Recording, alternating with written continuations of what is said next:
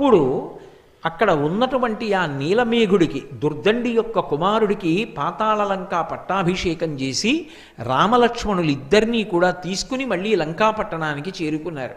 చేరుకున్న కారణం చేత రామరావణ యుద్ధమై చిట్ట చివర రావణాసురుడు మడిసిపోయాడు. అదిగో మైరావణుణ్ణి మర్దించి పరమ సంతోషంగా నేను రామకార్యాన్ని చెయ్యగలిగాను, నా వల్ల ఒక చిన్న పొరపాటు జరిగింది, విభీషణుడు అనుకుని మైరావణుణ్ణి లోపలికి పంపాను, రామలక్ష్మణుల్ని అపహరించాడు, మళ్ళీ నేను ఆ దోషం దిద్దుకుని రామలక్ష్మణుల్ని రక్షించగలిగాను అన్న పరమ సంతోషంతో ఉన్నటువంటి రూపాన్ని ఆయన పాతాళ భేదనం చేసి పైకొచ్చి వెలిసినటువంటి మూర్తియే నైమిషారణ్యంలో ఉన్నటువంటి హనుమ.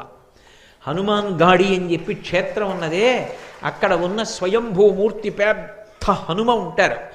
ఆ హనుమ స్వయంగా మైరావ